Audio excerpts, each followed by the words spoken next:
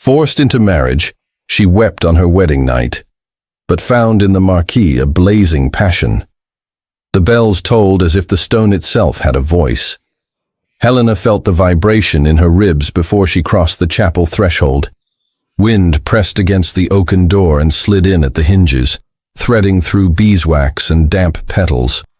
A thin scent of lilies rose in the cold like a memory that refused to leave. Her hands were steady because they had to be. The veil grazed her lips each time she breathed. She kept her eyes forward, counting the flagstones by color, by flaws in the slate, by anything other than the faces turned to witness a union born of necessity. He was there already, composed beneath the arch. Tall, dark coat cut with military precision, the white of his linen a flashing line against somber cloth. The Marquis of Northbridge did not fidget. He did not glance at the doors. He watched her approach with the restraint of a man who had trained himself to endure anything and to show nothing. The bells gave one more strike, slightly off the moment.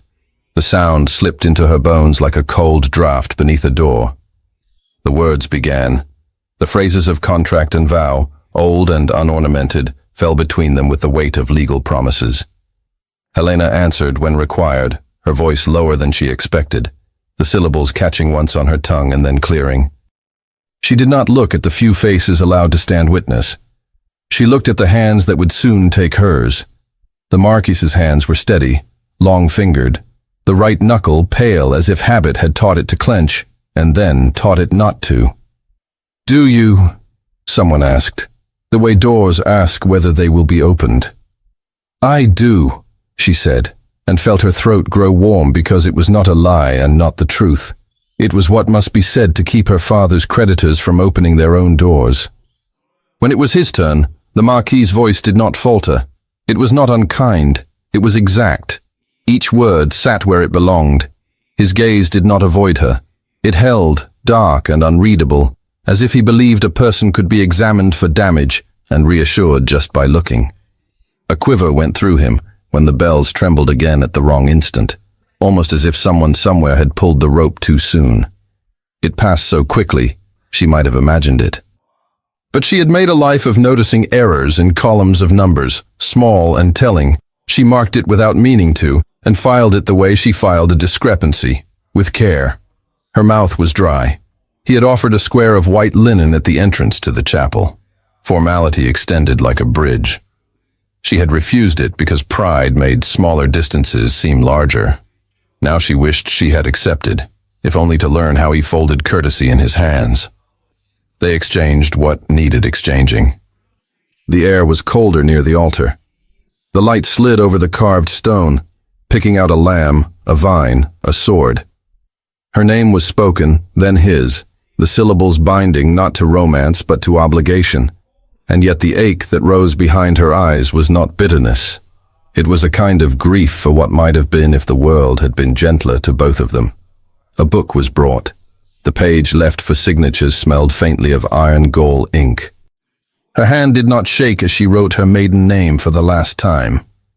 The Marquis signed in a firm, architectural hand. Each letter, a bar, a lintel, a brace. Sand was shaken to dry the ink. She watched the grains glitter and felt very suddenly that the ground beneath them all was only ground and could not catch a person if she fell. When they turned, the small congregation murmured the low approval society knows how to produce at will. Helena did not meet anyone's eyes. She allowed the veil to veil. He offered his arm. She took it. The contact surprised her, warmth beneath wool.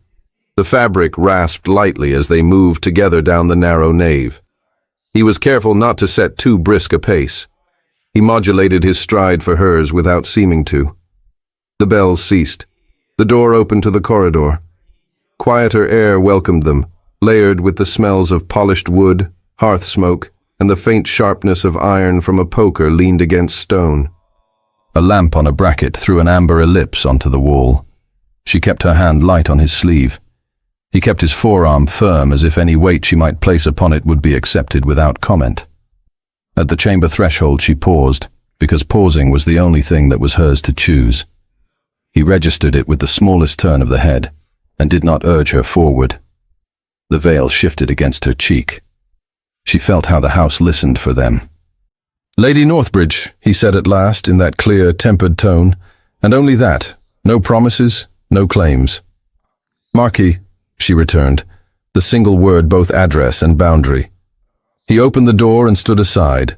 The room beyond was warm and meant to be gentle. A low fire worked past the first blaze into the deeper, even heat that keeps hands from going numb. A bed hung with dull blue damask, weighted like a stage it had not asked to be part of. A small table held a decanter and 2 glasses. A warming pan leaned against a hearth tile, its copper face a pale, dull sun. A basin stood upon a stand with folded linen. Helena stepped in. The floorboards under the carpet gave a small, soft sigh. She did not know where to put her hands.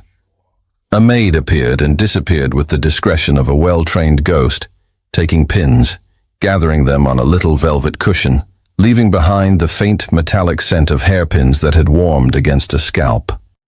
When the last pin loosened, a narrow strip of white silk whispered free of her hair and slid down her shoulder. It fell to the floor as if silk could be a sound. She reached for it. He was there before her, not hurried, just near. He bent and lifted the ribbon with a measured, one-handed grace, as if anything that belonged to her must be touched without haste. He held it for a breath, palm open, silk coiling upon itself like something alive, then looked at her. "Your ribbon," he said, the 2 words careful, not presuming entitlement.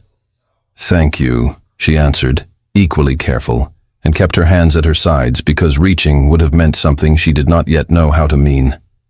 He set the ribbon upon the dressing table. The lamplight made it paler. She stood nearby, aware of the way the heat tugged at the back of her legs, the way the cool air made the skin of her arms pebble beneath the light weight of silk. Her throat tightened around breath. She could not see how to begin such a night except by not beginning it. He did not press. He went to the fire and took up the poker, tilting one log so it sank and settled, sending a brief rosy fountain of sparks that scattered and died. "You will be comfortable," he said, and it should have been a platitude, but he turned the phrase in his mouth as if he meant to take it seriously. "We will try to be," she said lightly, because lightness was a tool sometimes, though it fit her now like someone else's glove. He did not smile, but the corner of his mouth softened, which in such a face felt like more than most men would have given. He poured 2 small measures from the decanter. The liquid caught light. He brought one to her with the air of a man offering a negotiation he hoped would succeed. "To warmth," he said, nothing more. "To warmth," she echoed, the words landing like a truce on a map they had not yet drawn. They sat in 2 chairs, angled not quite toward each other, not quite apart. The fire cradled silence. Cloth rustled softly when she moved. Outside, somewhere distant, a door eased shut with the tired sigh of old wood. She listened to her own breath, because listening to his felt dangerous. He took his time with the glass. He set it down half full. He removed his gloves and placed them on the small table with the care of a man keeping order when order was mercy. With unhurried movements, he slipped off his coat and folded it, laying it across the back of a chair, and in the doing revealed a body accustomed to discipline as well as the scar of posture. It was not that the room was cold, but a fine sheen of damp gathered at his temple, like someone who has come in from a wind and has yet to feel warmed all the way through. Helena watched without staring, a talent learned in counting houses and crowded parlors, seeing without making a spectacle of seeing. Her mouth softened into an involuntary, almost smile when she realized his precision was a form of kindness here, not control. He was giving her space, and space in a room like this was oxygen. His eyes slid to the ribbon without moving his head. It lay on the dressing table like a bright line. He did not look at it again. She did, and then away, and then back. He rose and crossed to the hearth. His right hand trembled along a fraction of an inch as he reached for the poker again, then steadied as if he had told it to. The trembling was not real, she might have said to herself if she had wanted to spare either of them. But honesty was a cheaper thing than lying, and kinder.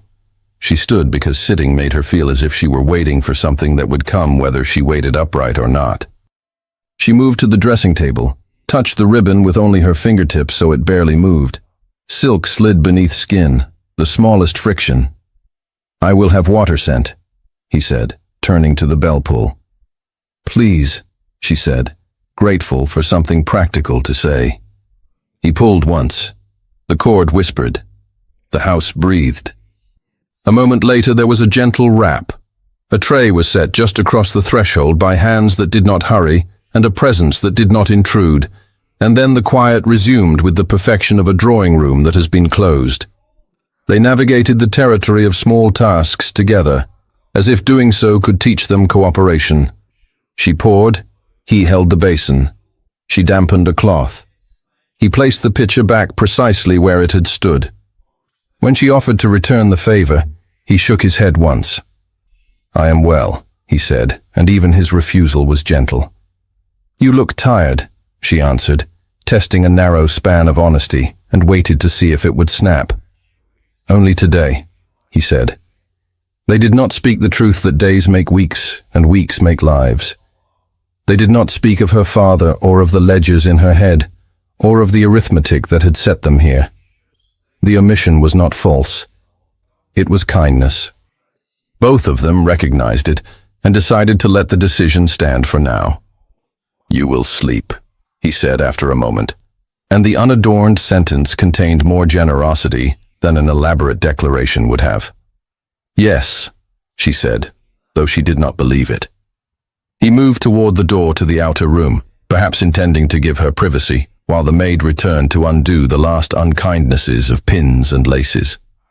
He paused, as if calculating whether speaking again would make things better or worse, and chose not to.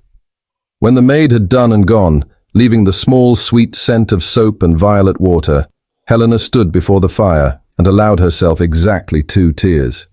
They were not noticed by anyone who would repeat them. The heat dried them almost at once. She touched the ribbon's edge again. Habit wanted to tie it back into her hair where it belonged. Instinct wanted to hide it. She did neither. She let it lie. He came back, slower than he had left, as if he too had found some private ledge and stood upon it. He accepted the distance the room offered. He did not tell her to come. He did not ask. He stood where a man stands who recognizes that power can bruise and decides, even tired, not to bruise anything. The fire shifted. A coal caved softly in on itself with a sigh and a scatter of cinders. "Do you want the curtains drawn?" he asked, nodding toward the bed. "No," she said, meeting his eyes because not to would have been another kind of fear. "Not yet." "Very well," he said. A light tapping came from the corridor. Not urgent, not contrived. The everyday knock of a house functioning as it should. He turned his head, and she felt something draw tight in her chest, because ordinary interruptions can carry extraordinary things. "Come," he said, his voice steady.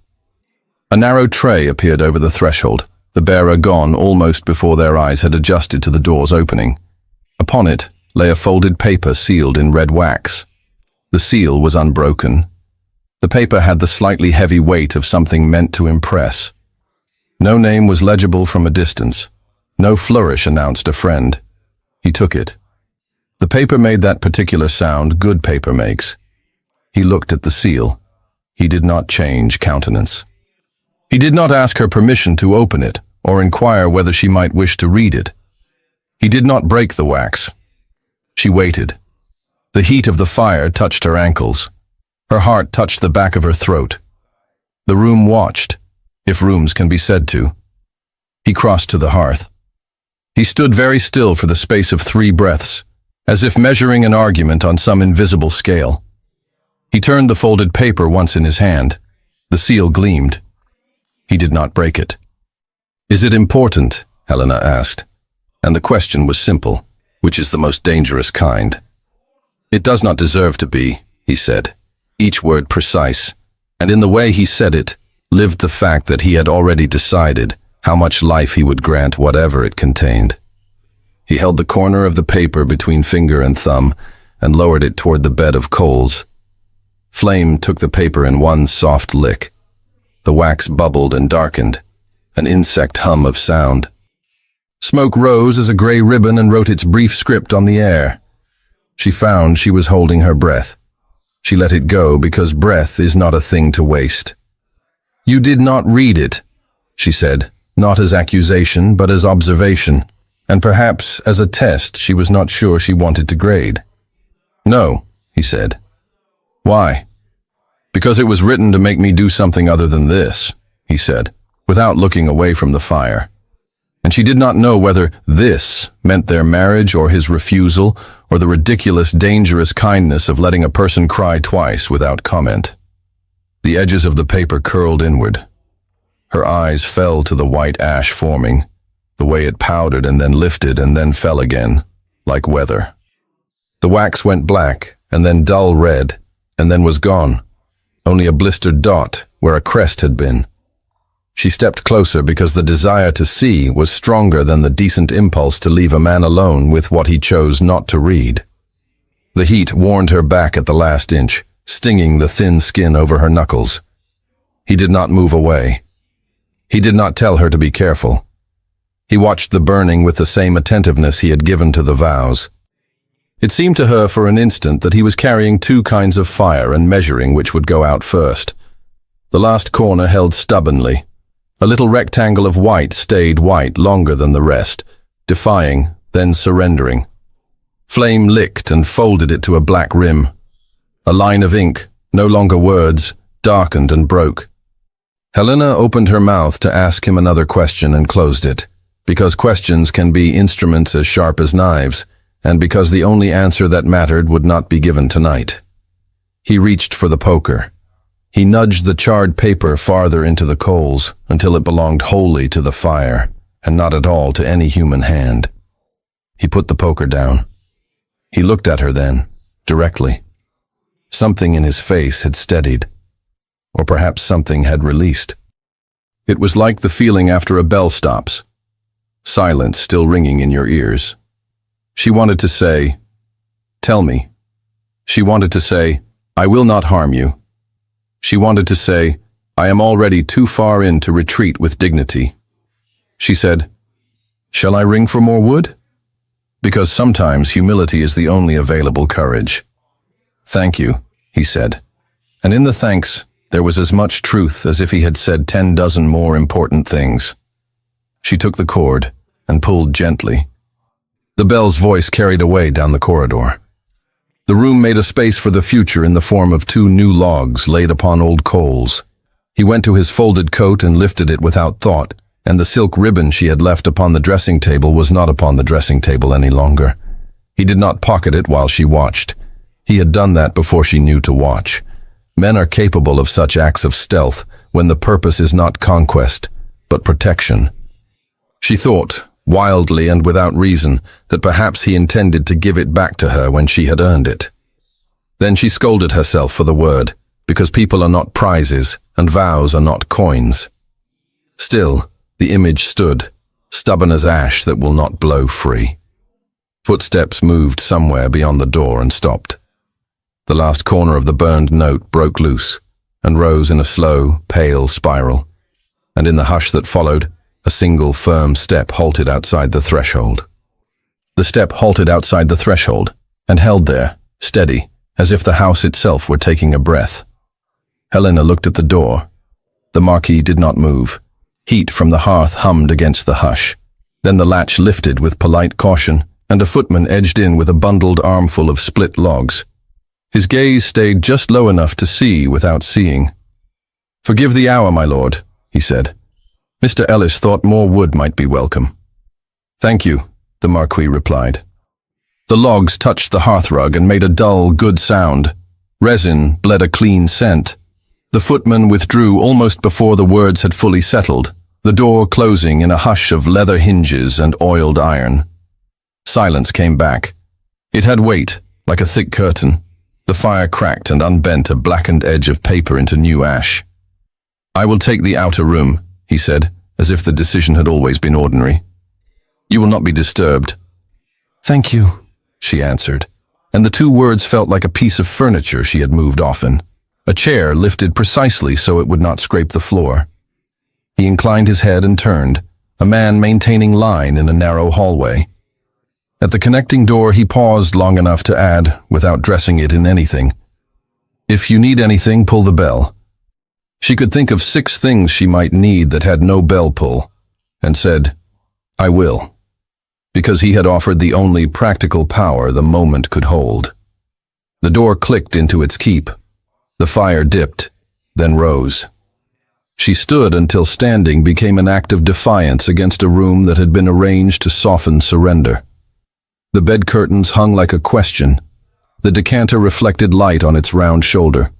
The ribbon was gone from the dressing table. She went to the hearth and sat.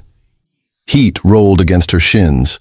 Close to the grate, the bed of coals glowed in muffled reds and oranges, little cities on a map seen from a night coach.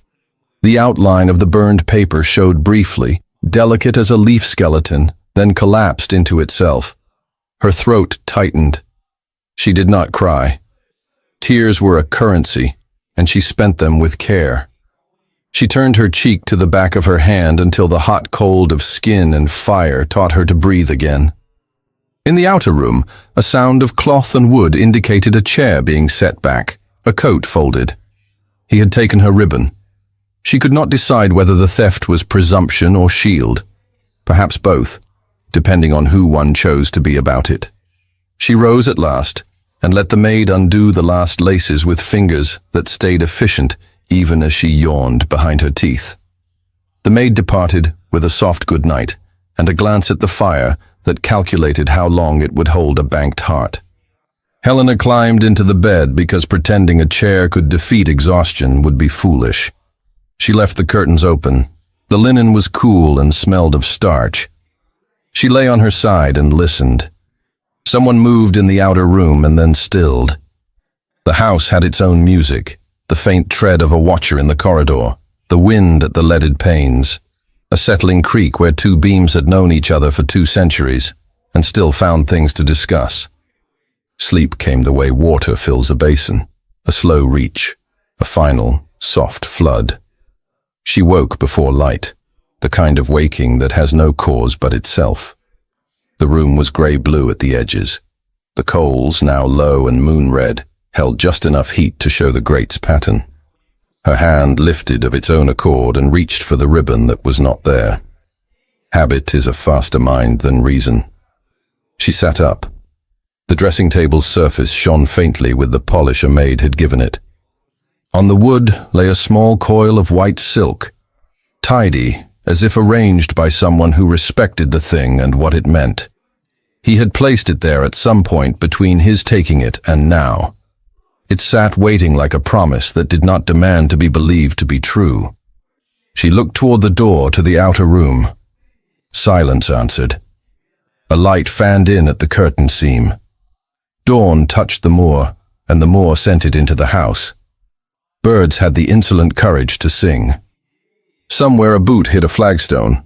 Someone yawned. Someone laughed low and was shushed. Morning began. She swung her legs from the bed. Cold reached for her feet and then gave up when she slipped them into slippers.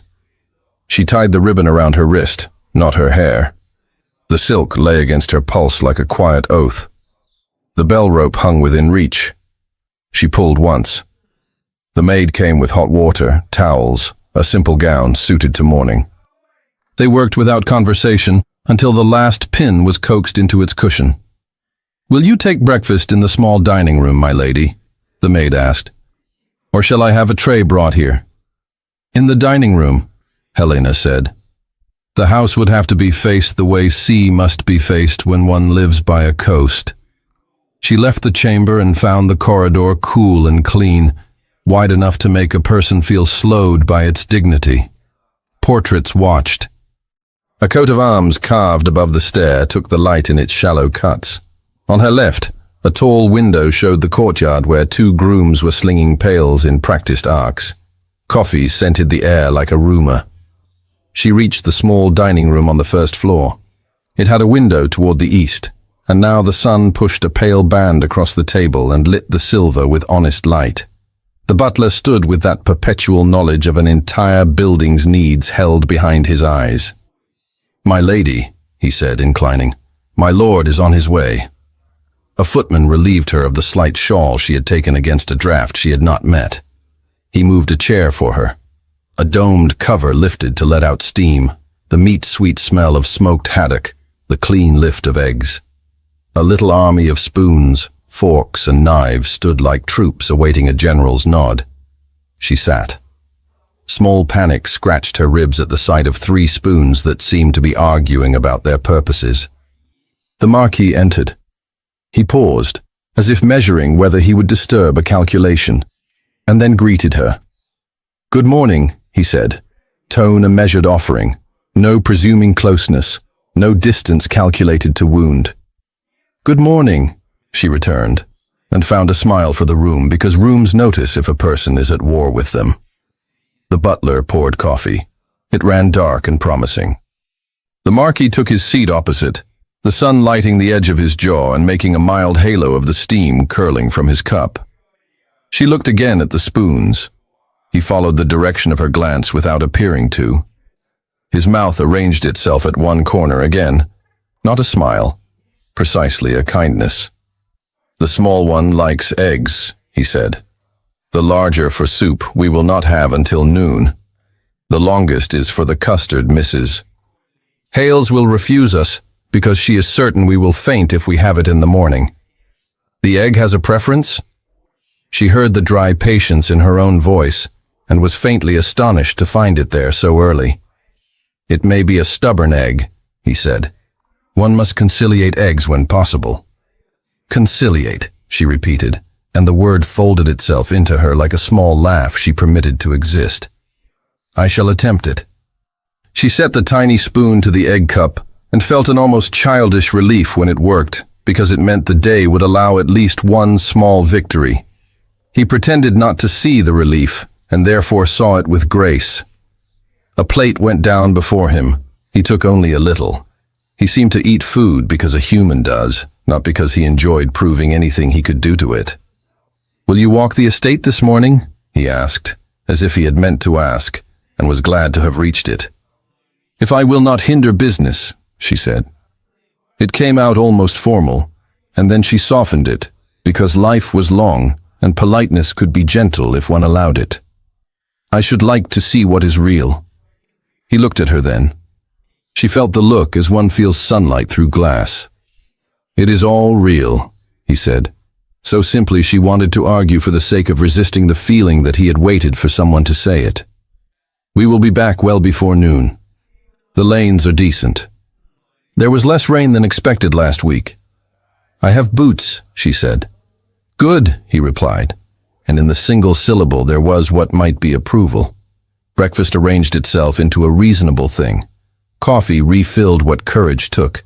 Bread crust gave way under butter like a human accommodating a plan not entirely objectionable. The Marquis allowed a pause to become permission for the day to begin.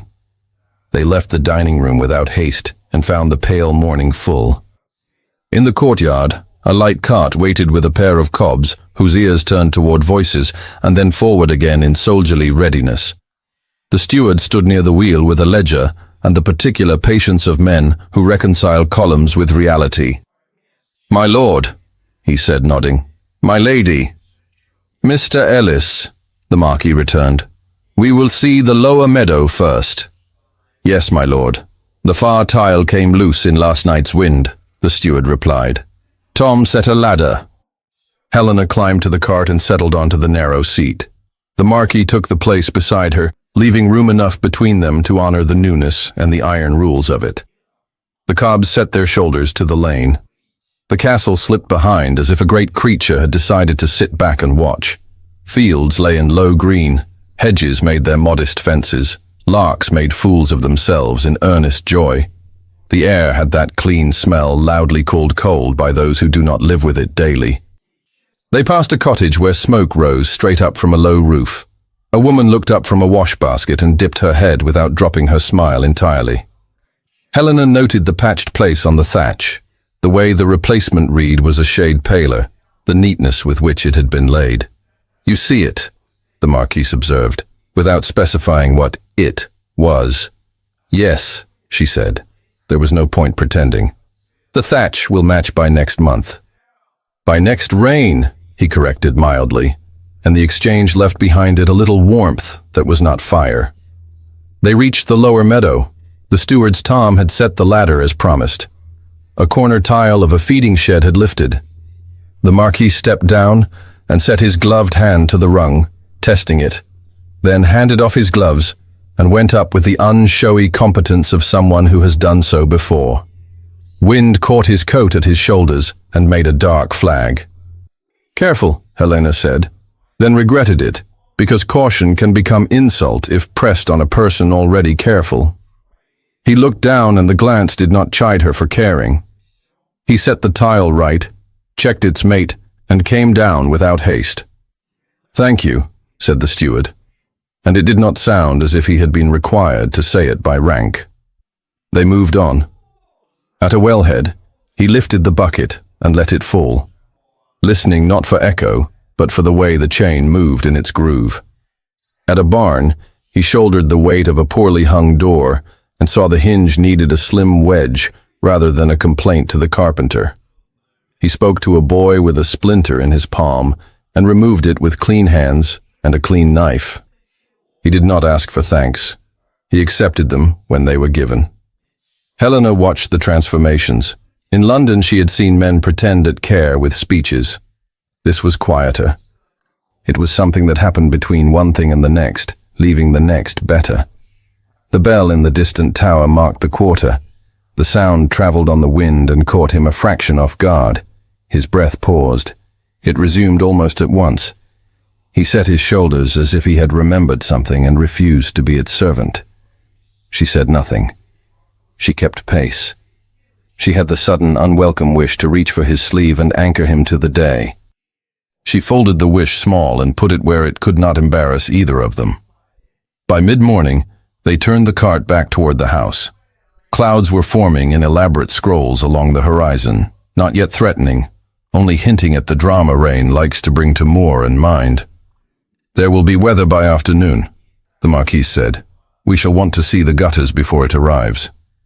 "Do gutters mind being seen?" she asked, to keep him easy and herself in the habit of speech. "They misbehave when unobserved," he said, with a shade of dryness. "They are like cousins of certain sorts." She breathed a near laugh. He did not chase it. That was kindness, too. The castle received them with moderate fuss. It is proud to be useful. In the great hall, a table had been set with cold meats, bread, and a little decanter of sherry for those who believed in such things at noon. A clock ticked with the confidence of an old retainer who has never been late in his life. A maid darted past with a folded cloth clutched to her middle and a look of panic appropriate only to someone newly employed and lost. Helena stepped into the library while the Marquis spoke with the steward about repairs. She paused at the threshold. The room belonged to a different species of time. Light fell along long shelves in a way that made dust look like a slow snow. Chairs had been placed where a person might sit to forget they were sitting. A large table near the windows held a few things arranged so neatly they could only have been left that way to be found. She moved closer. A pocket watch lay open. Its hands stood at a minute long past, its face a pale circle against dark wood. Beside it, a small brown glass vial nested in a shallow dish to keep it from rolling. A folded paper packet of powder sat under the lip of the vial dish as if someone had mislaid it, and someone else had decided to keep the mislaying tidy. She did not touch them. She stood and looked until the knowledge of looking grew heavy. Her first thought was that it was a man's things, set out for use, and then abandoned for a reason not visible. Her second was that certain scandals in London had taught her the names of substances a person ought not accept without question. Laudanum had its stinging, sweet odor when opened. When closed, it had only the absence of smell and a promise. Rain tapped the glass once. Then again. The sound was tentative and then more sure, like a mind approaching a decision. She reached toward the watch and stopped a breath before contact. A footfall behind her, quiet and measured, let her lower her hand without having to confess curiosity. "My lady," said the butler, respectful as always, "Mrs. Hales would be grateful for your preference regarding the afternoon tea." "My preference," Helena repeated, drawing herself back from the table, "is to trust Mrs. Hales." The butler allowed himself the smallest relief. "Thank you, my lady. She will be, I believe, very relieved." "Is there," she began, and chose her words with care so they would walk where she wished. "Is there much that requires arranging?" He considered the question, not just for its words, but for its request. My lord's cousin proposed to him this morning that a small gathering might greet the new Marchioness properly. Mr. Ellis awaits instructions. "The cook has strong feelings about game when rain comes." "So there will be a gathering," she said, because the line between statement and question would tell her whether she was being informed or invited to think. "My lord did not refuse his cousin's proposal," the butler said, which was the sort of answer one gave when a decision had been made and left open in the way that important decisions sometimes are when time and propriety must catch up to them. "Of course," she said. "If Mr. Ellis requires a hand with lists, I have fingers suited to columns." "I will tell him," the butler replied, with a look that registered her offer as more than politeness, and then he was gone with the quiet competence of one who knows what must happen before anyone else notices it has. She glanced once more at the watch and the vial. She left them as she had found them. Some questions would be asked in rooms that were not public. Some questions deserved answers only when answers were ready to be true. She returned to the hall.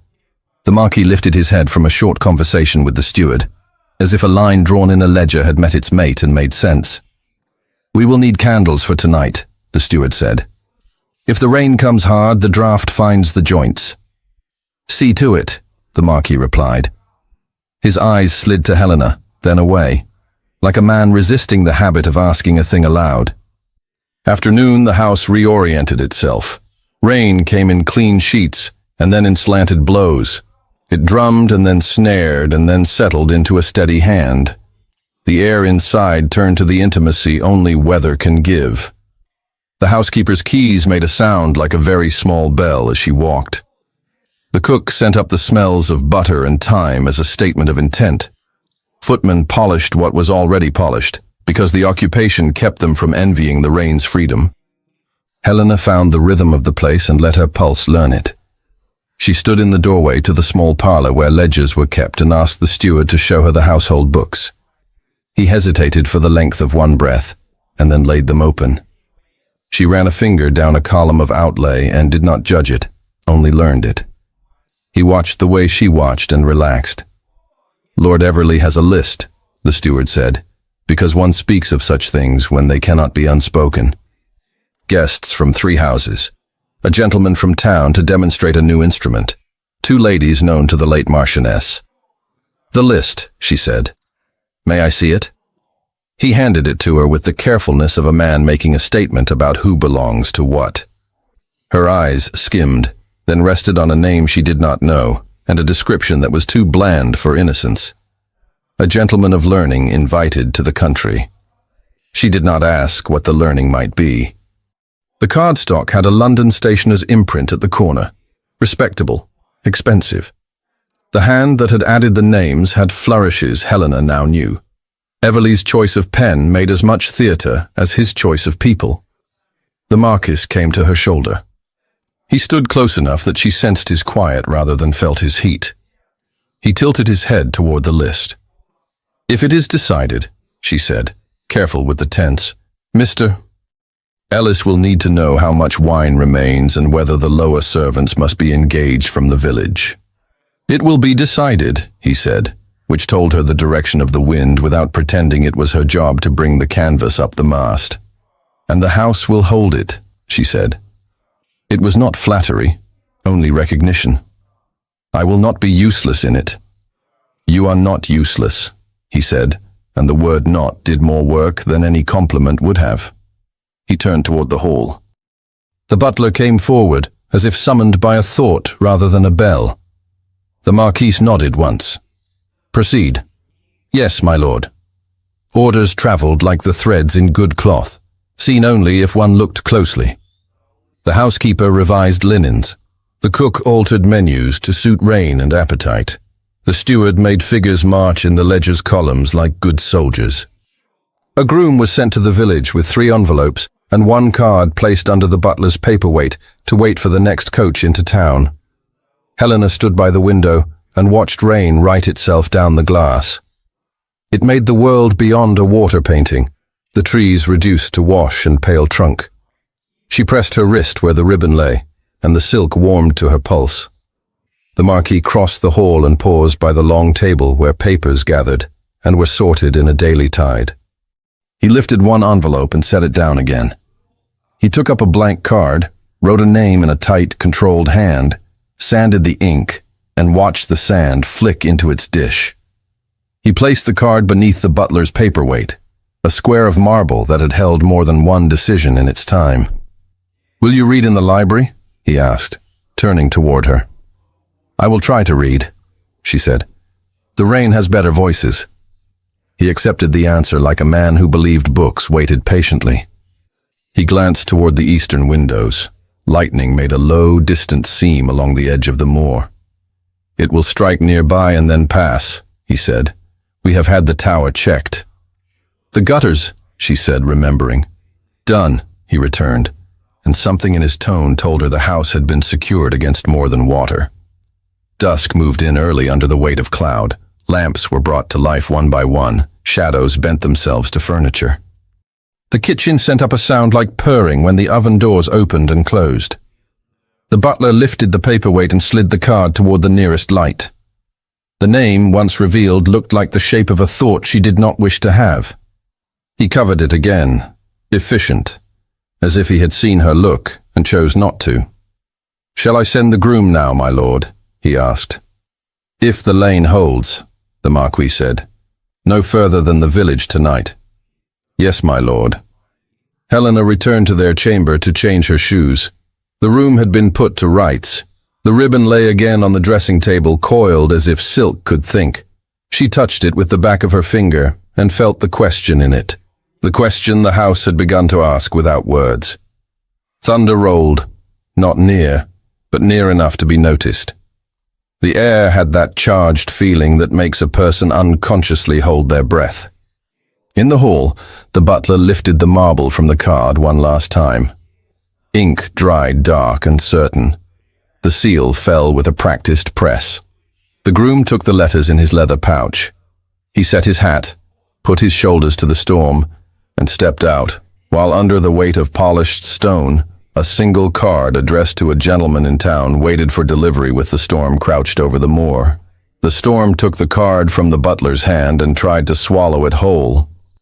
Rain pressed at the door as the groom stepped out with his leather pouch tight to his chest. Wind caught the lantern and blew it nearly flat before it righted with a shiver.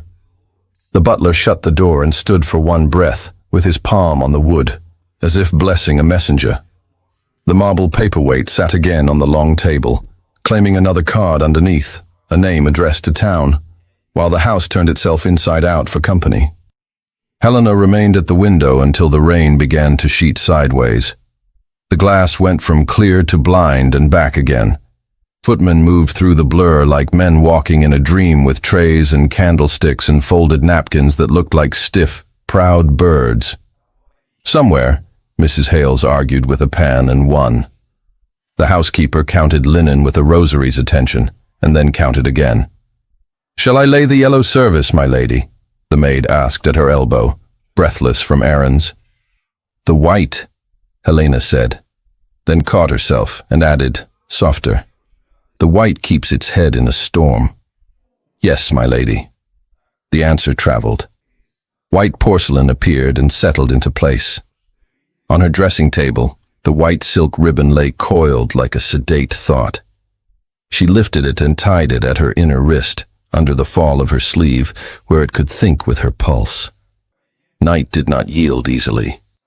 It stalked along the corridors and tugged at the candles until the men came with snuffers and trimmed the wicks into clean points of flame. The Marquis conferred with the steward in low sentences that carried more doing than speaking. Helena watched him measure the weather like a man who had learned to respect forces he could not command. "Mrs. Hales requests permission to add a fish course," the butler announced, appearing as quietly as a change in barometer. "If the moor allows the river to behave." "It will misbehave," the Marquis said dryly. "But she may have it. The men from the village will not faint if they meet a few bones." "Very good, my lord." Helena drew a long breath. "There will be music?" "Yes," the Marquis replied. "Mr. Ellis engaged the village violinist. He is better than he knows. And dancing. If the floor holds." "I trust it," she said, and only the two of them understood that she was trusting more than wood and nails. He inclined his head. That was all. It was enough for this hour. Rain slackened toward dawn, the way a man falls quiet after a long argument. The sky grayed. Lamps went out, one by one, like a constellation agreeing to rest. A team clattered into the yard. Another followed. Carriages took the gravel with the authority of those who believed invitations to be a species of law. The house tightened its bodice and smiled. Helena stood at the head of the stair with the housekeeper just behind, ready to be useful if usefulness was requested. She knew how to be arranged as something lovely in a room, and allowed it, though her hands itched for a list, a sum, a task that would prove she belonged. The Marquis came to her side and gave her his arm. The gesture was formal. The warmth of him was not. "Lady Northbridge," the butler intoned, as the first carriage stopped. "Lord Everley." Silas Everley brought the weather in with him without getting wet. He stepped over the threshold in a coat that knew London and smiled the way a cat smiles to convince a room it has always been welcome. "Cousin," he said, easy as wine, looking past the Marquis only enough to let Helena know he saw her. "And the new Marchioness. Radiant. The county will be grateful." "We hope to spare the county inconvenience," the Marquis said. "Ah," Everley returned, as if discussing a hunting schedule. "And a small celebration is not inconvenient, but a balm. Consider me at your service." "I will," the Marquis replied, and the slight curve of silence around the words warned any listener with an ear. Behind Everley, a man in a dark, well-cut coat and traveling hat stepped in and removed the hat with careful hands. He had the tidy economy of someone who prefers to touch objects rather than people. The butler accepted the hat without comment. The man's gaze tracked the stair, the hall, the bell rope. One flick, one mark, one note written where rubrics go. He bowed to Helena at a proper angle. "Doctor," Everley said in that friendly way that makes the word light, "do you not find country air refreshing?" "I find it different," the physician replied, voice even. "I am obliged by your hospitality." "Northbridge hospitality is a county proverb," Everley said to the room at large, and the room, being polite, did not contradict him. Helena smoothed her glove as one might smooth the surface of calm water, and the ribbon under her sleeve shifted against her skin like a hidden ally. "Welcome," she said, and heard the layer under her voice that told the trained not to presume more than welcome. More guests followed. A gentleman and his wife from the neighboring estate with a fixed smile between them. Two ladies whose gowns proposed that fashion could protect a person from rain. The violinist from the village arrived pale with importance and bright with pride, carrying his case as if it held his heart. People shed capes and shook off droplets that glittered like scandal in light. The house filled with it. The sideways glances, the small admiration, the curious cruelty that passes for entertainment when there is nothing else to do. Helena held her chin level and let her eyes be intelligent, not naive. She could be made to blush. She would not be made to stagger. When she could breathe without feeling watched, she leaned toward the Marquis's shoulder and let her voice find the place between form and intimacy. "Everley means to be useful," she said, as if remarking upon a bouquet. "He means to be seen to be useful," the Marquis answered, equally low. "There is a distinction." "There is," she agreed, and the agreement shaped a thin wire between them that would hold for now. Music began. The violinist found his courage in the first long note, and then could not be stopped. Couples took the floor with that civilized hunger the gentry have for patterns they can master. Helena accepted a dance with the Marquis because refusing would have called attention to something that deserved none. He took her hand, with an exactness that told her she would not be made to feel foolish. They moved together in rows and turns, figures learned in childhood and called up now like saints for help. The floor held. The house seemed to approve. It happened on the third set. The chapel bell, perhaps unsettled by the storm, offered a single brazen clang at an hour that did not require it.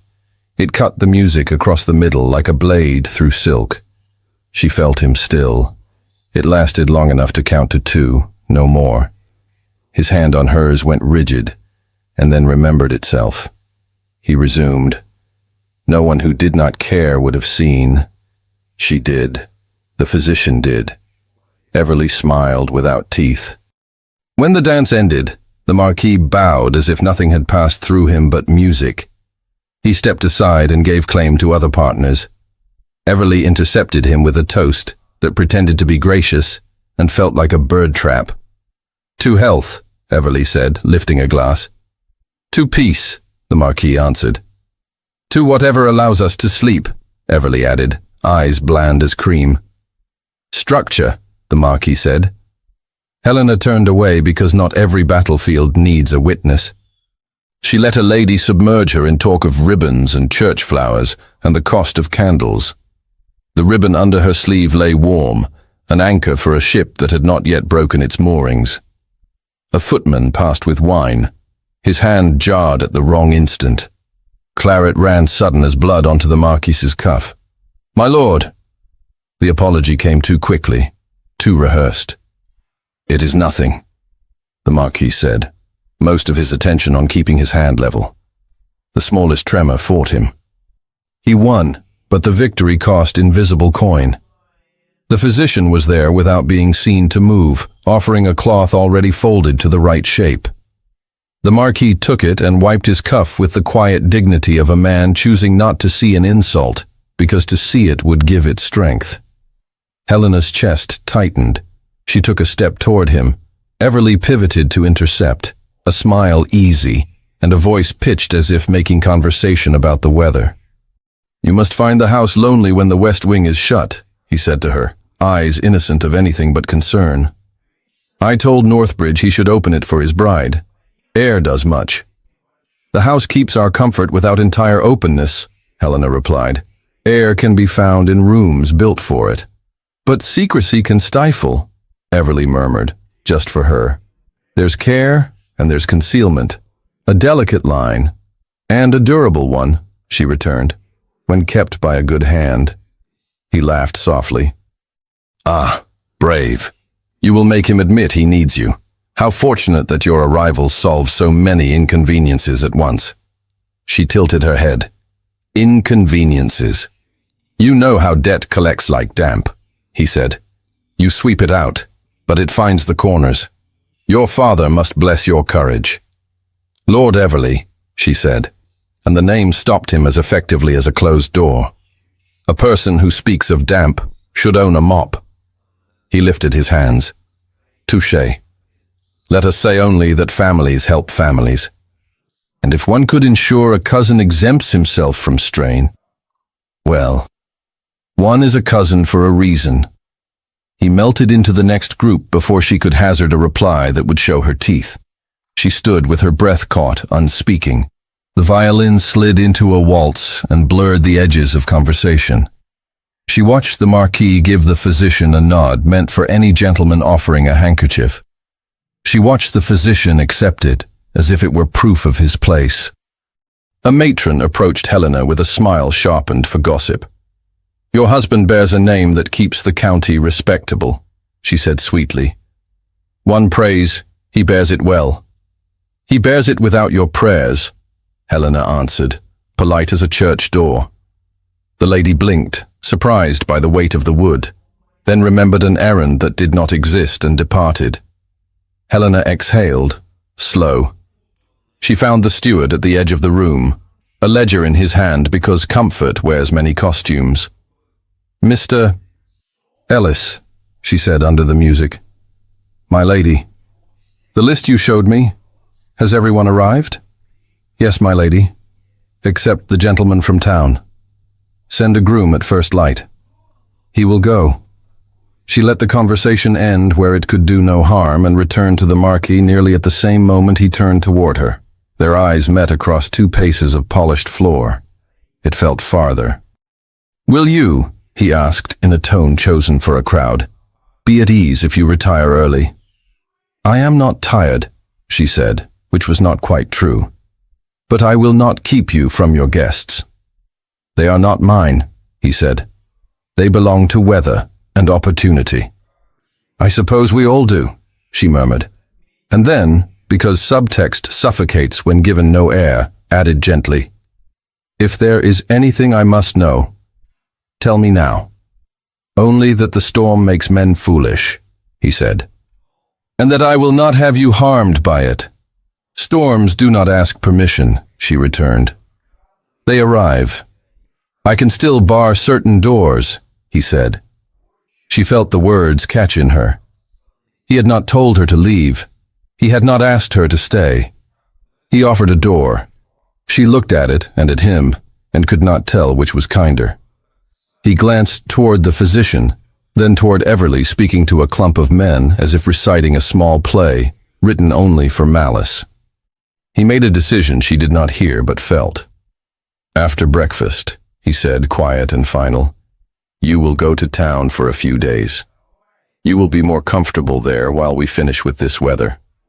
"Finish," she repeated, and it was a small word with many rooms. "Do you think it will be finished when I return?" "I mean to make it so. And I mean to stand here," she said, the plea inside the sentence covered by silk. "With you. You will stand better if not aimed at," he said. "Do not ask me to pretend otherwise." Her eyes stung. It was not rejection. It felt like it. She nodded, because there are times when argument appears valiant and is only vanity. "If you will send," she said, very calm, "for the carriage after breakfast, I will be ready." He inclined his head. That was all. That was the harm. That was the care. Music filled the room again, mercifully. Conversation climbed back up the walls like ivy. The physician smiled a thin smile at no one in particular. Everly took a glass he did not need and admired the storm through a window as if he had ordered it. Helena left the hall when she could do so without making a trail. In her chamber, she opened a small writing box and took out paper, a pen, a bit of sand for drying. The table's polished surface reflected her hand like a ghost. She wrote only a few lines. Truth does not require ornaments. She folded the sheet and closed it with a wafer. She drew off the ribbon from her wrist and bound the letter with it, crossing, tying, smoothing the silk with her thumb, as if the act could steady the man who would read it. She placed the letter on the center of the dressing table, where no tidy hand could move it without noticing. "Will you need assistance, my lady?" the maid asked softly from the door. "Not yet," Helena said. "In the morning." When she turned to lift a shawl from a chair, the door moved at the edge of her vision. She looked back at the table. The letter lay where she had left it. She exhaled, set the shawl down, and crossed to the hearth to stir the coals. It took half a minute. When she returned, the ribbon lay unbound on the polished wood, as if it had never held anything at all. The letter was not where the ribbon was. Her breath stopped. She did not cry out. She picked up the silk and felt it cool and unhelpful in her fingers. She searched the obvious places a neat creature might move a paper to, under the tray, beside the mirror, in the blotter. Nothing. The maid had gone to fetch hot water. The corridor held its evening quiet as if it had been made of wool. She thought of Everly's precise hands and the physician's precise eyes, and swallowed fury and fear together until they tasted the same. Sleep did not take her easily that night, but it came as all fatigue does. She woke to a morning that had washed its face. The sky was the pale of a watered silk. The house smelled of rug beating and resolute coffee. She put on a traveling dress that could handle town and country both. She did not look for the letter again because looking would be an admission. Downstairs, breakfast occurred, as if the previous night had been an illustration, rather than a wound. Spoons stood at attention. Bread offered itself. The Marquis did not ask whether she had changed her mind. He would not ask. He walked with her to the door as any correct husband would. Everly materialized near the stairs and tipped an invisible hat to them both. "Safe roads," he said warmly. "The lanes can be cruel after rain." "They are better than most men," Helena replied pleasantly. He laughed, let the sound show his teeth, and moved aside. The carriage waited, lamps already doused for daylight. The coachman sat straight on the box with a look that said he had driven in worse and would do so again. The maid took her place inside with the exactness of a soldier. Helena placed one hand on the doorframe and felt the wood, felt the house swell and shrink with breath, felt the ribbon at her wrist like a pulse that was not hers alone. The Marquis stood below the step. He did not kiss her hand. He did not touch her arm. He said, close and low, "Send word when you arrive." She nodded. It was all she could manage without saying something that would pull the whole careful fabric apart. She climbed in, the door shut. The interior smelled faintly of leather and lavender. The coachman called to the horses. Reins tightened, wheels rolled. At that exact moment, two men in sober coats walked under the portico with Rain on their shoulders and a clerk at their back, the physician in their shadow, and lifted stamped papers in official hands, while one of them raised his palm toward the coach to halt it. The hand lifted to halt the coach froze Helena at the hinge of choice. Rain had washed the yard clean, but the sky held more. The coachman's reins tightened, then loosened a fraction as he weighed the raised palm against the order already given. The maid's gloved fingers gripped the strap. Outside, two men in sober coats stood beside the physician, their papers folded and sealed, their purpose stamped into the posture of their shoulders. Helena put her hand to the door latch. It was cold, and the cold steadied her. "Stop," she said to the coachman, her voice clear through the small window. "Wait." The carriage eased back to stillness. The physician's face was the mask of a man who preferred quiet rooms. The taller official inclined his head with the courtesy of someone who knows power obviates the need for rudeness. "My lady," he said, "we are come with application regarding the soundness of—" "I am aware of what you are come to do," Helena replied, and the ribbon at her wrist pressed into her skin as if to remind her of a better purpose. "You may speak to the butler. He will inform my husband." The Marquis stepped from the house before the butler could. He had not put on haste like a cloak. He had come with the same steady economy that made him bearable in a storm. For a breath, his eyes found the coach window. She felt the look as if it were a hand. Then he turned to the men with the seal. "You will wait," he said. Not a question, not a plea. A statement of order in his own yard. "We are authorized to," the shorter man began. "You will wait," the Marquis repeated. "In my hall. My butler will see you out of the rain." His voice did not lift. It did not ask for understanding because he did not need it. The men glanced at the physician, who blinked assent as if to keep the scene orderly. They stepped under the portico. The butler bowed without warmth and ushered them in. Helena pushed the carriage door open. She descended in a single motion that had cost her pride to learn and her life to require. "I am not going," she said, standing on the wet stone. The Marquis's jaw tightened, then eased. "You will be safer." "No." She swallowed the softer words and left the hard one. "Not today." He did not argue in public. He tipped his head toward the chapel court. "Come," he said. "We will not be interrupted there."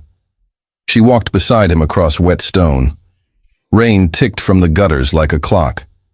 The chapel door stood ajar, a black line drawn in stone. He reached it and paused. "I will be 2 steps behind you," she said. not sure why saying it mattered until it did. He opened the door and went in. The chapel had not changed since the vows. Beeswax, damp stone, the smell of lingering lilies that had never been told whether to rejoice or mourn. The light came thin through leaded panes and laid grayness on the pews. The bell rope hung motionless in its arch.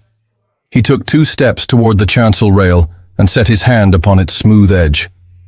The curve of his shoulders altered, almost as if the weight of his own restraint had shifted. He stood very straight. Then his breath went disordered. "Gabriel," she said, before she knew she would use his name. He did not answer. His hand flattened harder against the wood, a white flare blooming across his knuckles. Perspiration gathered at his temple without the heat to justify it. His right hand, the one that had held a sword at some time when swords were still asked to do things, trembled once and then again, as if an invisible musket drove its percussion against him. She crossed the floor. Standing in front of him with too much space between them would make a show of mercy neither of them wanted. She came to his side instead, shoulder close to his upper arm, as if facing the same altar would make them allies rather than adversaries. "Count with me," she said softly, quietly. In. Out. His breath fought. He refused to let it win. He closed his eyes, and even that was an act of will. She slid the ribbon from her wrist without looking down. Silk whispered against skin. She took his right wrist, slowly enough to be refused, and encircled it with white. He did not pull away. She crossed the ends and tied them in a small knot, leaving the tails long. She wound one tail around her own wrist, not binding it, only laying it there as if to make a single line from one pulse to the other. She did not tug. She breathed. "In," she said. 1, 2. He matched her. Sweat cooled. The tremor softened like a line of ink lifting under damp. "Again," she whispered. 1, 2. He followed. The chapel accepted them. Minutes have different weights. These had lead in them. They passed. He opened his eyes at last. They were very dark and very tired and very much alive. "Thank you," he said, and the words were not a surface courtesy. They were breath given back where it had gone to hide.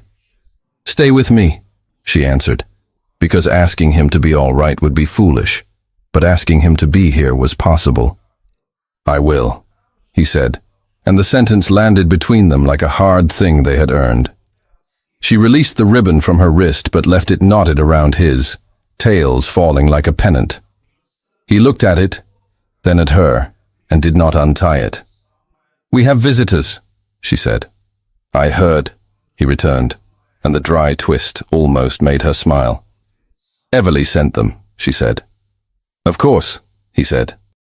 He stepped back a fraction and leaned against the end of the pew, as if allowing wood to carry what his body preferred not to. He lifted his hand to his brow and then let it fall. The ribbon tails slid over his cuff like a promise he had not been aiming to make. "I will tell you," he said. "Because I should have told you before. Because I cannot bear you standing between others' voices and mine without the truth in your hands." She folded her hands and waited without crowding him with her attention. A silence that has been made safe can hold more than words. "During the war," he said, "a fall and a blow. Not remarkable at the time. Enough to make a man be more careful with his head thereafter. It made nothing in me untrue. It made certain moments, noise, suddenness, bells, regard me as if I were a field to be crossed without permission." He paused. She understood the shape of the sentence and what it declined to dramatize. She did not tell him she was sorry, because pity has its uses, and all of them are cruel. "I learned how to keep it private," he went on. "My father preferred privacy to rumor. The staff understood the difference between loyalty and fear. We managed. Rare now. Rare enough to call it not a condition, only a fact. Rare," she repeated, letting the word be what it was. "Everly," he said, and the name came out flat. Has long cherished the view that the estate would be better in his hands. In the spring, he acquired certain of Hartwell's notes. He found his leverage where a man does when he cannot make a case on merit. He wrote to me the night of our wedding. You saw the seal. She remembered the paper in the fire. Heat found her face again. She heard the words without surprise and felt them without forgiveness. He threatened, the Marquis said, to bring a commission if I did not allow him to meddle in leases and disbursements. He implied that a doctor would be helpful. The man in the hall, she said. He has given evidence in town before, the Marquis replied, at the request of men whose interests aligned with his recommendations. So you married me to protect the estate, she said. The sentence chose itself. He looked at her. He did not flinch. I married you because I needed an ally who could not be bought and because your father required relief. That is the unromantic truth. I did not expect, he breathed, and shook his head once, as if refusing an indulgence. This, she said. Storms, bells, you, me. Yes, he said. His mouth moved, and if a smile had been allowed into the chapel, it would have been born in that movement. I do not regret the thing that placed us here. I regret the manner of it. Regret is an honest coin, she said. It spends. It buys nothing I want, he returned, but it will pay for something we must do. She stepped closer, almost, and then did. Tell me. They will ask to convene a commission, he said. They will present a ledger, notes, observations designed to sound careful and be false. They will claim soundness is not present here. They will expect a wife to be confused by physicians and grateful to cousins. And what will we do? We will be dull, he said, with a resolution that felt like the first real warmth of the morning. We will bring facts dressed in plain clothes. Good, she said, and the word took breath like a person. We will need the household accounts, the steward's book, dates of improvements, sums disbursed, receipts. Yes. We will need to know when the apothecary keeps his shop shut, she went on, the merchant house in her blood waking as if called by its true name. If their book puts laudanum into your hands on a Sunday, it lies. The stamps on paper, they change. I can see which sheet was taxed last year and which was not. Ink tells time. If the doctor filled his ledger with whatever would serve him, he has played scholar, and he will be undone by his tools. How? He asked. Will we see his ledger? We may not, she said. But men who write too much love to leave copies. He carried a small book last night with numbered pages. A person who numbers his pages does not like gaps.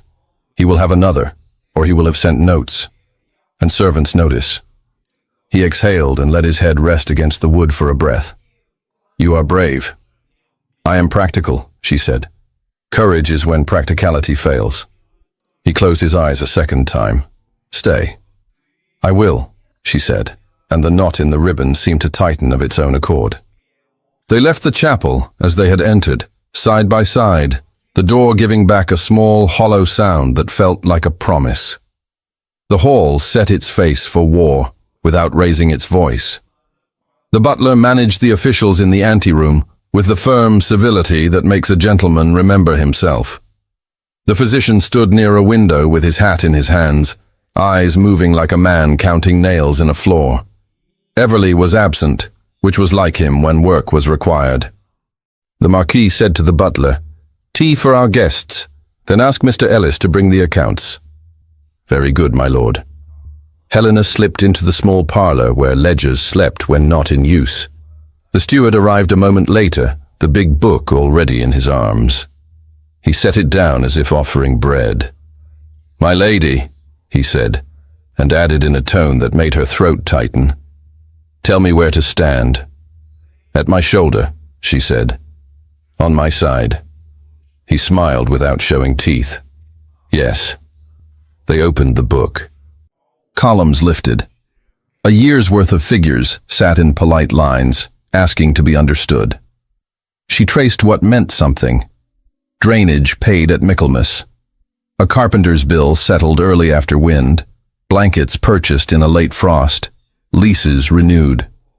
The steward supplied context like a man reading aloud to a person who can read, but wishes the company of a voice. "This entry," she said. £2 to Owen for the well. The day? He ran his finger. A Tuesday. "And this prescription," she said, lifting one of the folded slips the physician had left the day before, darkly suggestive of authority. "Dated on a Sunday.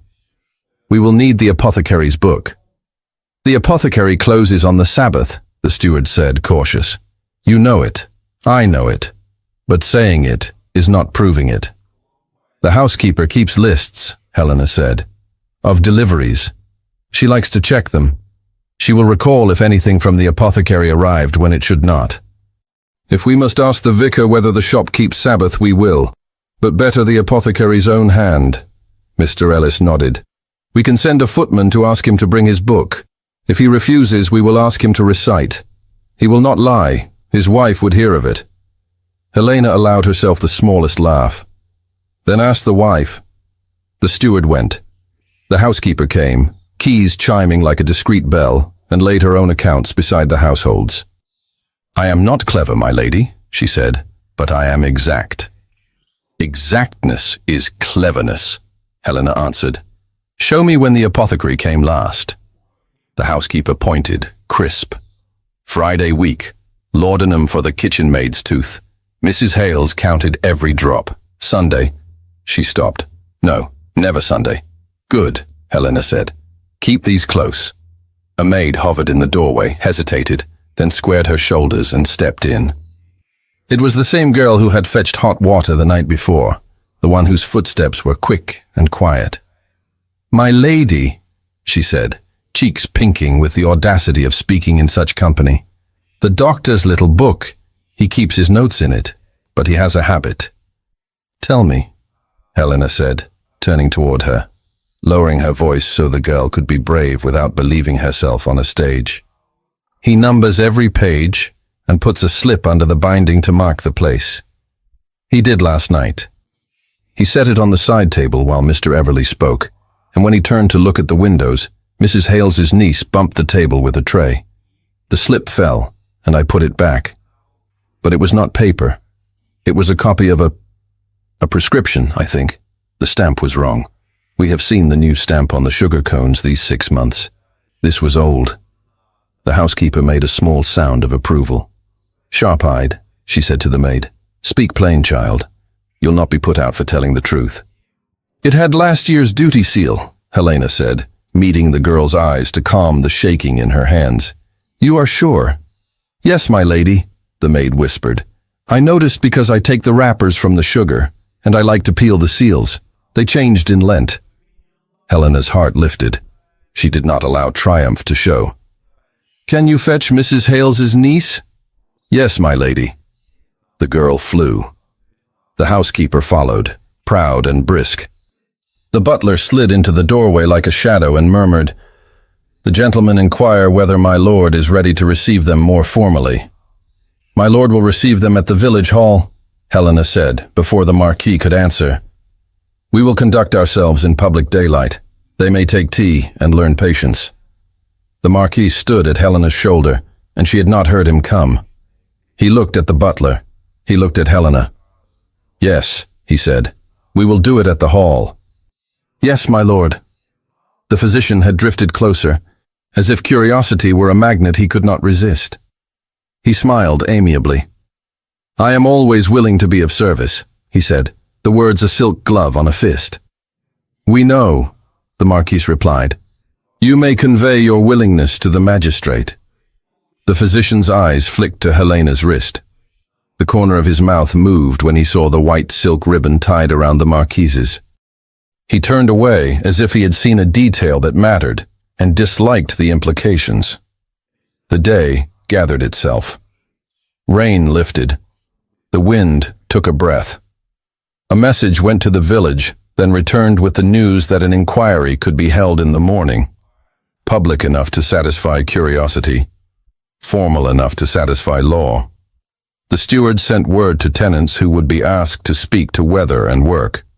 The housekeeper polished candlesticks that would not be used and polished them anyway. Afternoon dulled into evening. The Marquis went to the chapel once more, not to struggle but to stand. Helena followed and took the ribbon from his wrist and tied it in a loop around the bell rope, low where a hand could grasp it without ceremony. He raised a brow. "So we remember to breathe," she said. "So we remember what we choose." He touched the loop lightly with his thumb. "We will not need it," he said. "Perhaps not," she returned, and allowed the hope to sit between them like a candle with a high, clean flame. They walked back through the court in step. In the hall, the officials looked up with the impatience of men kept waiting by those whom they do not recognize as their betters. The butler offered them another cup. They declined and asked to be lodged. They were told the village inn had space. "Tomorrow," the Marquis said to them. "At 10. "At 10, the taller man agreed, offended and affronted, and forced to be polite. They left in a whisper of coats. The physician bowed with care that could be read as respect or calculation. He did not look back toward the chapel. By night, the house had become itself again. Servants ate in the kitchen, low voices, a burst of laughter that made Helena's eyes sting in the best way. The steward closed the ledger with a sound that felt like putting a lid on water to keep it clean. The butler went quietly through rooms that would host no guests and saw that lamps were safe. Helena stood at her chamber window and found the reflection there, the outline of her face, the pale line at her wrist where the ribbon had lain before she hung it on the bell rope. She touched the glass. Cold met warm and made a small fog. A soft knock sounded. The Marquis entered with the restraint of a man determined to be a gentleman in his own life. "I am sorry," he said. "For what?" she asked, not to make him list his sins, only to let him determine what mattered. "For the manner, as I said," he answered. "For requiring you to carry a burden you did not choose." "I chose this morning," she said. "That is enough choice to make the rest worth it."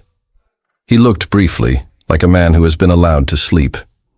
"You were right," he said. "To say storms do not ask. They come. I have spent years building doors to close against them. Perhaps I should have built anterooms instead."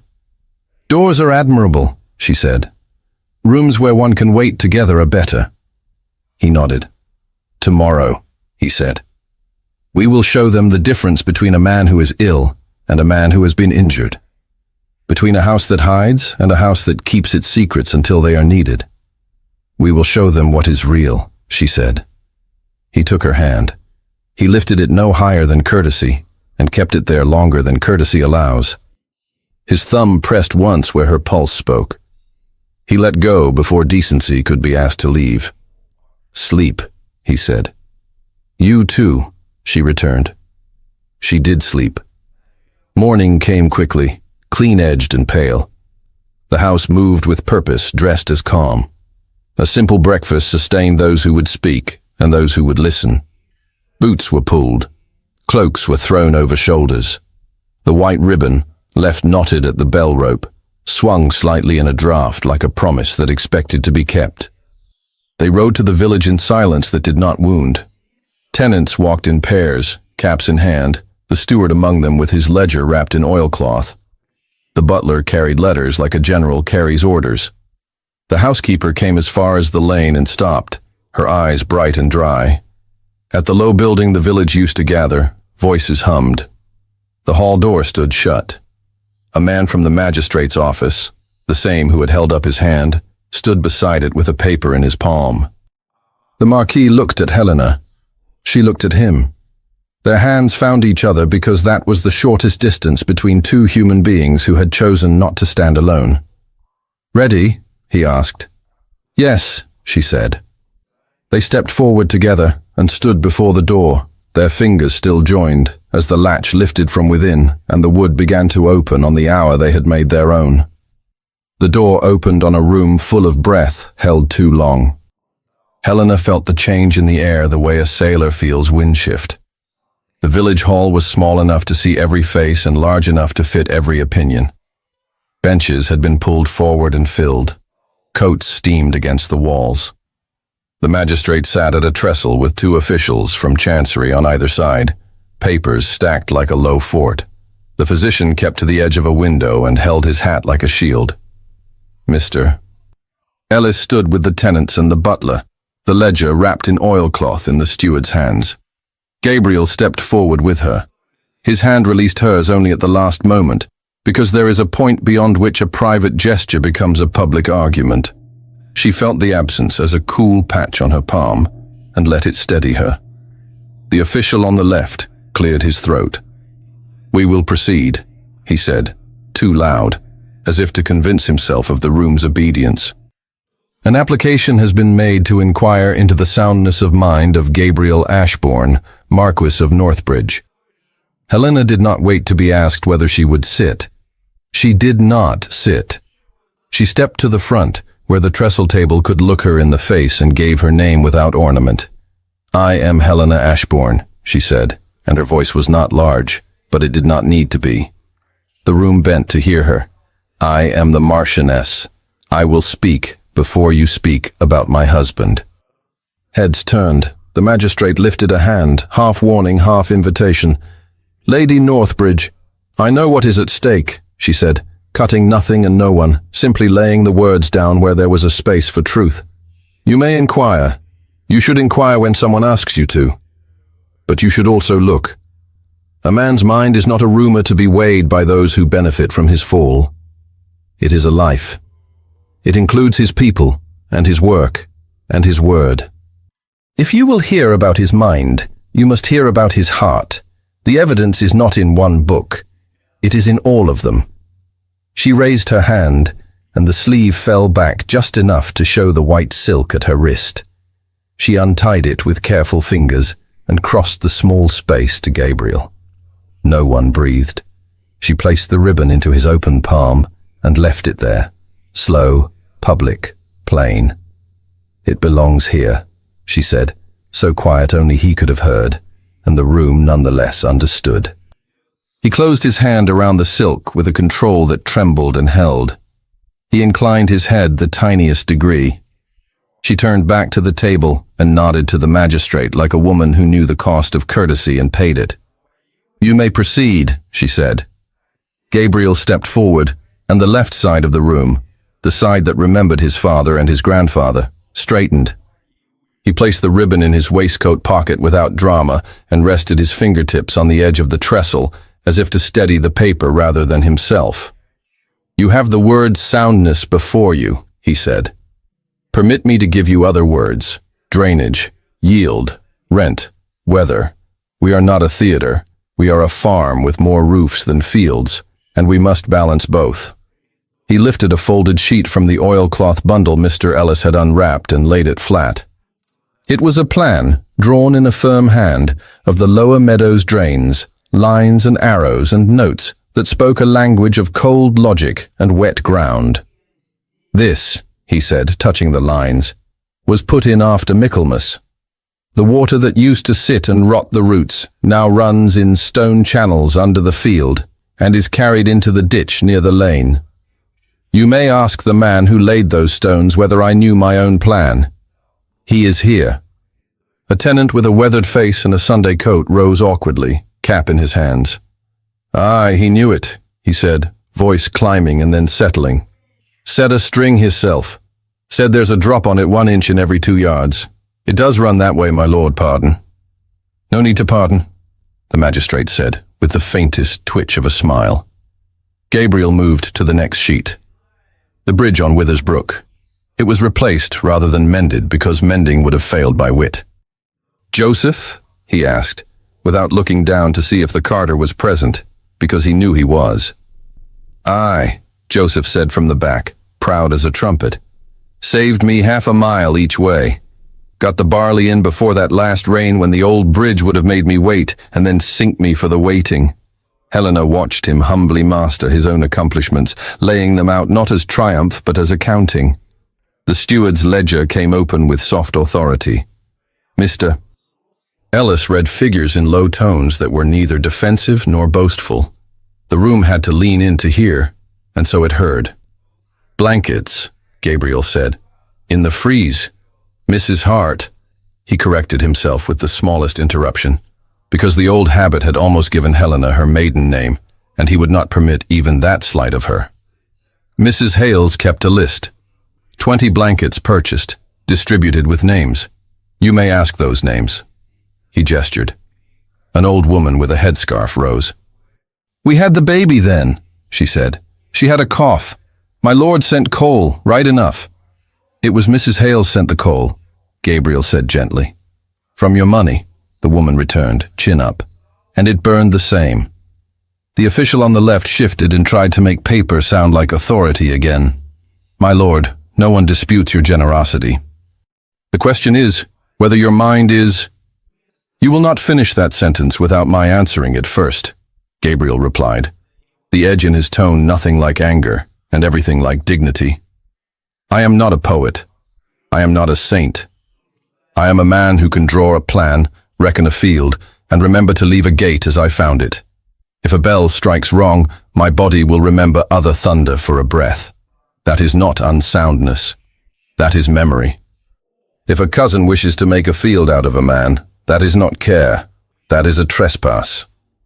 A small, nervous laugh ran through the back benches, and then died, ashamed of itself. Silence returned, the respectful kind. Helena stepped forward when he stepped back. She set both hands on the trestle and let the paper beneath her fingers remind her of all the tables where she had counted in order to survive. You have heard of drains and bridges, she said. Hear now of ink. The physician's eyes flicked to her hands and away again, as if he did not like seeing his favorite subject taken away from him. These are the slips the doctor left the house, she said, lifting the folded papers with their tidy script, the dosage amounts in a hand that hid behind neatness. Observe the dates. Observe the day names written beside them by the butler, who keeps his own habit of order. The magistrate took the top slip and peered. The official on the right leaned in. It reads Sunday, the magistrate said. It does, Helena answered. And here is the apothecary's ledger from the village. Mr. Ellis asked him to bring it. He is too shy to speak, but his book is bolder. You may turn to the page. You will see that on the day in question the shop is marked shut. The vicar will tell you the same. He never sells on the Sabbath. If laudanum was dispensed, it was dispensed in a room where stamps and dates were not seen as law, but as something to be tidied afterward. She did not look at the physician because humiliation is not necessary for truth to do its work. She slid another slip forward. The duty stamp, she said. Tax on paper changed in Lent this year. The sugar cones we receive wear the new seal. So do receipts from the mercer and the smith. This one wears last year's. The doctor's little book numbers its pages. When the slip fell, a maid saw the wrong seal and put it back. If he had torn it out, the numbers would have shouted at us. If he kept it, the seal would whisper. Either way, the truth would speak. The official on the left shrank a degree. The official on the right shifted his elbow away from the physician's hat. The housekeeper came forward at Helena's nod, her keys quiet at her waist. We do not buy on the Sabbath, she said crisply. We do not receive on the Sabbath. We don't open the door except for God or a birth. And God don't send laudanum, a tenant muttered with reverence misdirected, and got an elbow from his wife. The room breathed again. The physician tried to smile. It had no home on his face. Records can be mistaken, he said. The mind is more delicate than drains. It is also stronger, Helena returned. We are speaking of facts. The mind lives beside facts. It does not hide from them when it is clear. Everly appeared in the doorway, late and smooth, having chosen a dramatic entrance over an honest hour. He took in the room with a glance that counted friends as assets and strangers as numbers. He smiled. He opened his mouth. Lord Everly, Gabriel said without turning, you are welcome to sit. You are not welcome to speak for me. Dear cousin, Everly replied, easing fully into the room with his hands spread in a gesture that asked to be forgiven for arriving anywhere. I speak only for the county's peace. The county will find peace, Gabriel said, in the truth. He stepped back and placed his hand on the bench behind him as if to lay claim to wood that had seen weddings and funerals and harvest meetings and would now see sense if there was any left to see. He looked at Helena. For an instant, the hall vanished, and they were two people in a smaller room where air and light and fear and courage had learned the dance they would need for this. And she felt her chest loosen because he was with her. Not behind. Not in front. With. The magistrate cleared his throat and looked down, then up, then down again. He had the expression of a man who would have liked to avoid attention and had instead stumbled into a moment when someone would remember him for having done the right thing. "Doctor," he said evenly, "your ledger, if you please." The physician produced a little book with numbered pages. He set it on the trestle as if it were an altar. The magistrate lifted it and ran his finger down a page and came to the place where a slip had been returned under the binding haphazardly. The corner of the slip bore a stamp slightly off-center and wrong by a season. He glanced at the apothecary's big book. He nodded once to himself, then again to the room. "Gentlemen," he said to the officials, "we have evidence that certain entries are irregular. We have heard plain testimony regarding estate management. We have observed the subject of this inquiry speak with clarity and answer with control. We have weighed the motives of the petitioner as they show themselves without requiring us to impugn anyone's relations. Is there sufficient ground to proceed with a commission?" The officials conferred in a lean of shoulders and soft paper noises. The left one looked temporarily at the physician as if he had expected more competence for his half-past London fee. The right one shook his head once, just enough to count for decision. "There is not," he said. "There is not," echoed the other, more reluctantly. The magistrate sat back. Relief settled over the room like warmth. It did not explode. It exhaled. Someone clapped by instinct and stopped, embarrassed, and then laughter broke the embarrassment, and clapping followed, and then it transformed into an old parish habit. A boy pulled the hall's bell rope once and then again, and the sound leapt up into the rafters and into the air outside, where it could be what it was, a voice that belongs to everyone. Helena's throat tightened with it.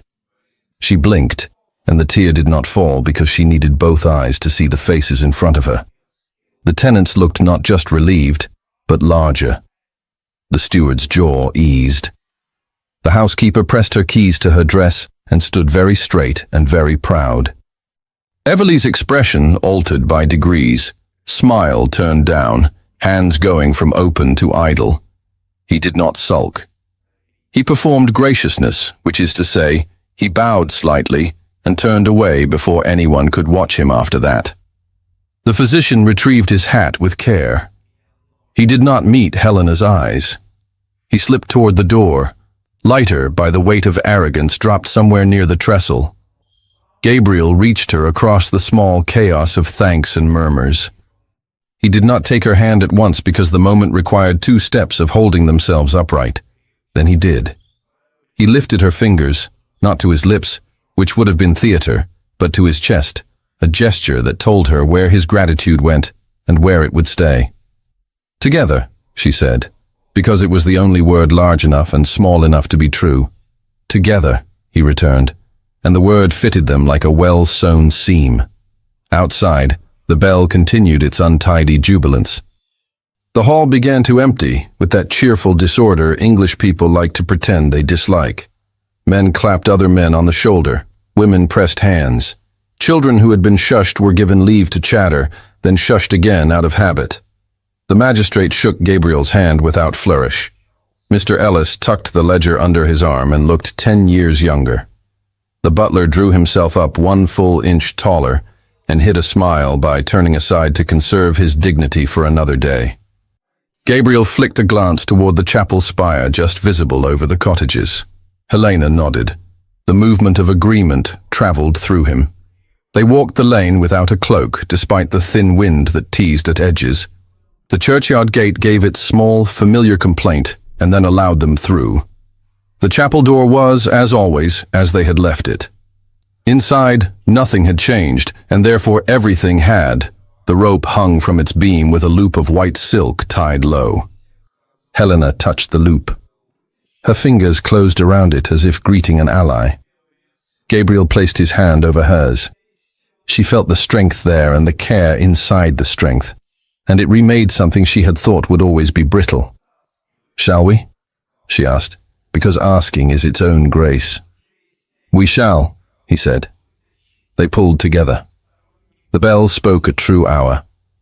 The sound filled the small chapel, then expanded, found the air, rolled out across the moor, and into the houses, and into the field edges, and into the barns, into anything that would take it and carry it on. When the rope stilled, they let their hands linger. Silk lay soft under his palm and warm under hers.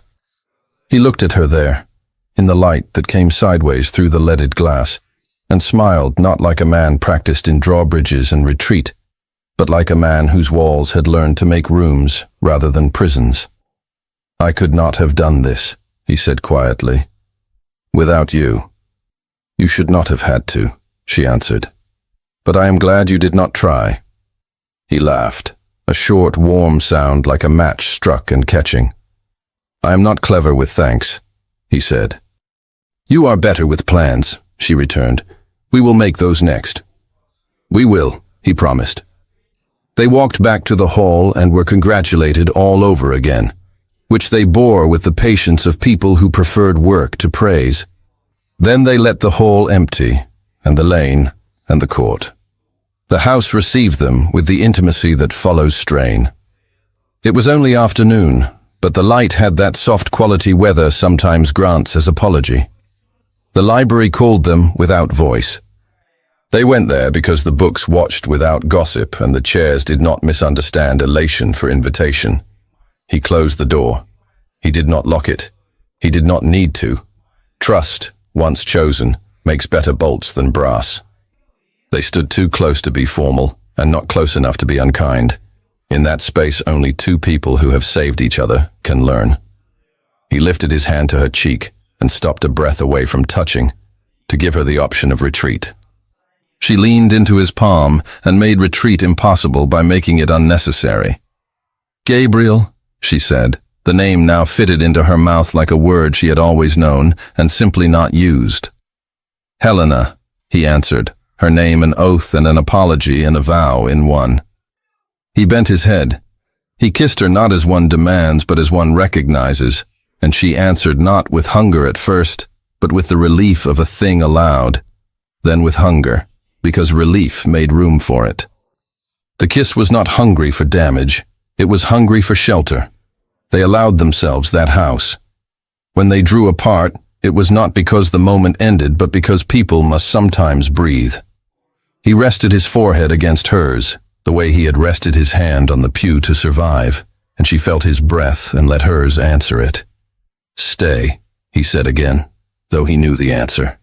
"I will," she said, and the room believed her because she did. They laughed quietly at nothing, and because laughing at nothing is one of the best proofs of joy. The afternoon moved forward. Tea appeared and was drunk without noticing it had arrived. The housekeeper came to the threshold and looked in once and saw that all was well and withdrew with a look of satisfaction that would have fed any kitchen for a week if kitchens could eat pride. Toward evening, the sky lifted a corner of cloud and let light in over the moor. Lanterns were set in the courtyard, not in celebration, simply because someone remembered they could be beautiful while being useful. Bread came from the ovens with its rough, nutty smell, and even the butler was seen accepting a crust. They walked out under the new light. He offered his arm. She took it, a choice, not a truce. The ribbon lay wrapped in his fingers, and then, with a gesture as casual as breathing and as deliberate as speech, he lifted it and tied it in her hair. Not tight, not to restrain, only to adorn. "May I?" he asked, as if he had not already done it. "You may," she said, amused and softened, because consent can be oval and music, not just a hard yes and no. His fingertips lingered a second at the ribbon's end. He traced the silk with a care that made it a promise again, better for having been used for so many things, and found equal to them. He followed the line of it until it vanished into her hair, and stayed there. The bell gave the hour in the distance, the sound unremarkable and therefore perfect. People moved in the yard like figures in a kindly play. Mr. Ellis passed with his ledger under his arm and pretended he had always held it so lightly. The housekeeper stood in an open door and let the smell of baking go out into the evening, as if it were a rumor she liked to start. The steward's boy ran across the cobbles to chase a dog who would not be caught and laughed aloud in a way that made future days look possible. Helena leaned her head against Gabriel's shoulder for a breath and then lifted it, because leaning is best when shared, not when depended upon. He turned his face toward hers, and in the last of the light his expression was unguarded and whole. "Home?" he asked, and did not mean the building. "Home," she said, and meant him. Thank you so much for listening to this story all the way to the end. We hope it moved you as much as it moved us while telling it. We'd love to hear your thoughts. Leave us a comment telling us where you're listening from and what you liked the most. Rate this story from 0 to 10. What score would you give it? If you enjoyed this story, don't forget to subscribe to the channel and leave a like as a show of support. That really motivates us to keep creating and sharing more stories full of emotion and life lessons. And before we go, we want to remind you that an exciting and heartwarming story recommendation will appear on the final screen. If you'd like to enjoy it, just click on the video. Thank you once again for being here, and we'll see you in the next story.